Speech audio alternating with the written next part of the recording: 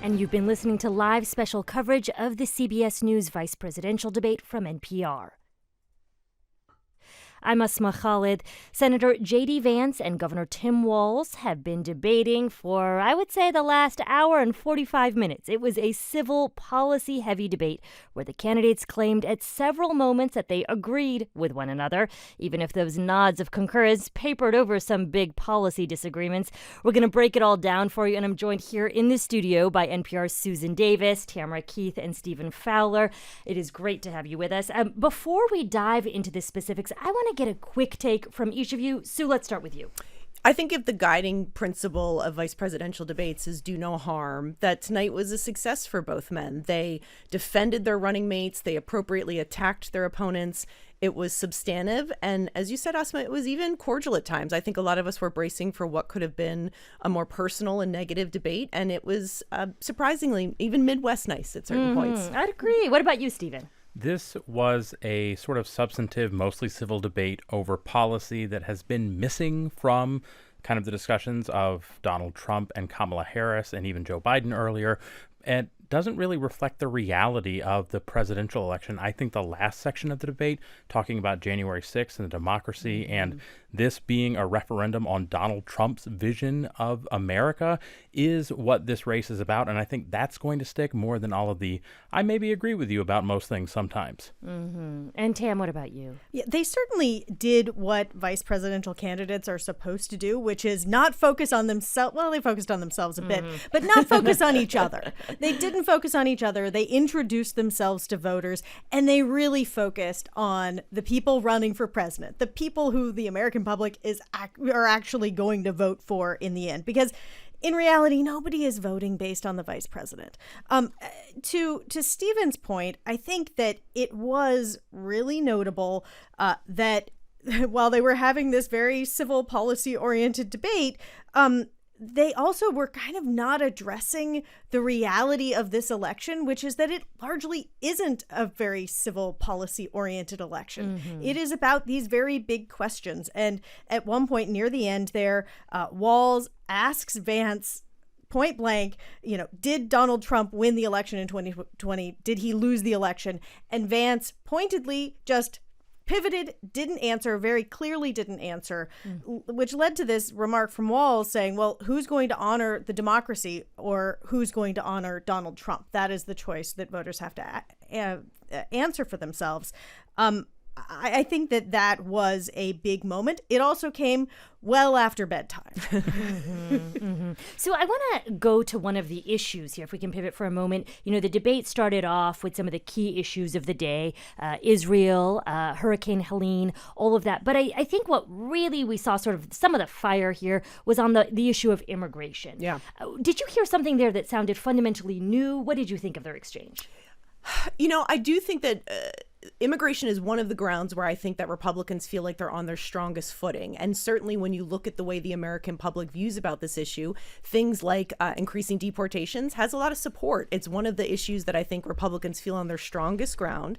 But at the same time, I think Tim Walz successfully kept going back to the point as that they had a solution. They had a solution that was written by a conservative Republican. It was bipartisan. It was supported by Border Patrol Union. And Donald Trump did tell Congress not to vote for it. That is correct. I covered that. And Republicans opposed it and basically said, we think we'll get a better deal under Donald Trump. But to say that Democrats don't have a solution, Republicans actually helped give Democrats a solution in this Congress. Stephen, I want to ask you about this immigration exchange because it was one of the feistier moments of the debate. There was a point where J.D. Vance was talking at length, and so the moderators actually muted his mic. CBS did that at one point. This is an issue that Vance has leaned in really, really heavily. What did you make of how he engaged on it tonight? I mean, one of the centerpieces of both Donald Trump and J.D. Vance's campaign this cycle is tying everything to immigration. Let's talk about housing. No, housing is actually immigration policy, according to Vance and according to Republicans. And he also did what Donald Trump has largely failed to do and tie it back to Kamala Harris being the vice president now. You heard him say several times that if Kamala Harris wanted to fix things, she could do it right now. She's been the vice president for 3 years. There's executive action. Or he pointed out that a lot of the promises made are something that only Congress can address. But that just goes back to how they view immigration as the central policy plank of Trump's vision of a future America that's very dystopian, that's very dire, that's very anti-immigrant. I mean, Vance mentioned in passing the comments about temporary protected status and about how the Haitian migrants that he villainized in his constituency of Springfield, Ohio. Vance views, even though they are here legally, he says and has said on the trail that they're not actually legal migrants, because he views that what Harris and Trump and Republican, or what Harris and Biden have done, is actually unlawful and illegal. So that is the centerpiece of the campaign, and you saw that on display tonight. Yeah. I want to ask you all about another issue, and that is the issue of abortion. This is something that Democrats have leaned in heavily. We have seen when the issue has been put directly to voters in state after state ever since Roe was overturned. Voters have often chosen to expand abortion rights. And so I want to ask you about this, because what I heard from J.D. Vance tonight was, what we heard from Walz was him sort of leaning into the traditional argument around freedom, reproductive rights. This should be a woman's choice. What I heard from Vance tonight sounded different than what I had heard from some Republicans before. Did it sound different to you as well? I think that was one of the most telling moments of this debate. And substantively on the policy, I don't think we heard much new. And I think if Republicans feel strong on immigration, Democrats feel really strong talking about abortion and reproductive rights. But look, coming into this, J.D. Vance has said a lot of cruel and crass things about women and about abortion. And one of the things I was listening for tonight is, how does he talk about this stuff? And it was a much more compassionate tone from him. He talked about knowing and loving a woman, and had a friend who had an abortion who even said to this day she doesn't regret it, and that he understands that position, that he wants women in this country to have more options, that he wants to have a more pro-family party. And I think most interestingly, very candidly acknowledged that the Republican Party has been bad on this issue across the board, and that his party has to do better making women feel like they have a voice in their party. I don't think he necessarily offered a solution to do that for women, but I think the first step of addressing a problem is acknowledging you have it, and he very candidly did that tonight. Yeah, he didn't finish the sentence, though. Right. He when he talks about pro-family and women having lots of options, he didn't explain how that would work necessarily, other than that there'd be more money for childcare, or perhaps there'd be better options for them to have jobs. But he didn't talk about the healthcare side of it. Walz continued to try to bring it back to the healthcare side of it. Talked about women who had very serious health challenges that needed abortion procedures, that were unable to get them or had to wait until they were very sick. And Vance didn't really have an answer for that, other than, well, states should decide, and some states are more conservative than others. So I want to ask Stephen and Tam, both of you cover Vance and you've covered Walz respectively here. If I can just get brief assessments from you of if we learned anything fundamentally new about both of these men. I would say they are fairly unknown on the national stage. Stephen, let's start with you.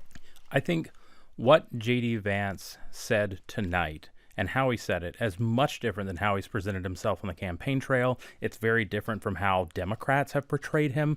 This was a J.D. Vance that has a civil idea about the future and how Republican policy is doing it. But the reality is that's not what he's like on the trail. And the campaign had this preview call before the debate to set expectations. They said Vance was going to do awesome, and they previewed a very aggressive, antagonistic Vance that was not on display. Some of it is because they didn't know what questions were going to be asked, and so some of the things that they prepared for did not actually go out there.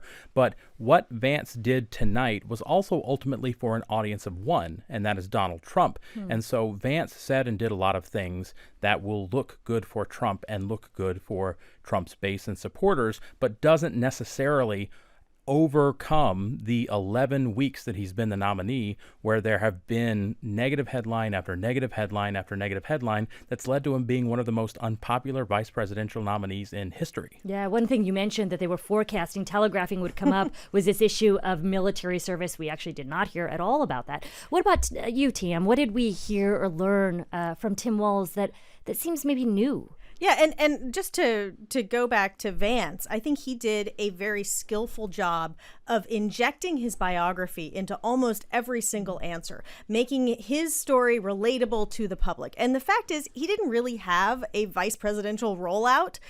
He was picked on the first day of the convention, and the rollout was his speech the next day. And so this was a chance for him to speak to a very large audience and introduce himself, and he did that quite effectively.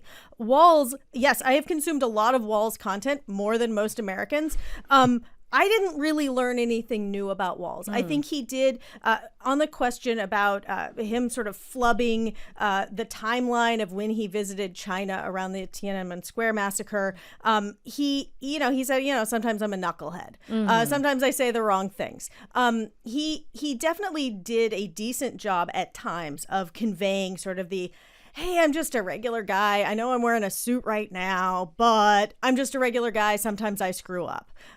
He did a fairly good job of that. He also did a rather good job of promoting Vice President Harris and attacking former President Trump, which is exactly what you want them to do in a vice presidential debate. And certainly Vance found every opportunity to blame Vice President Harris for almost everything. So if I could ask you ever so briefly for your closing thoughts, do you think this fundamentally changes the state of the race? I don't, but I think they both proved themselves why they're capable running mates tonight. And part of the test tonight is to give their own ready on day one energy. And I think that they both made very clear, concise arguments for why they should be elected. All right. Sue, Tam, Stephen, thank you all so much. And thank you all who have been listening. We're going to leave it there, but there will be lots more analysis tomorrow on Morning Edition. And you can always find us at npr.org.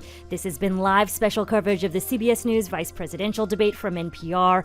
I'm Asma Khalid. Thank you all so much for joining us. This is NPR News.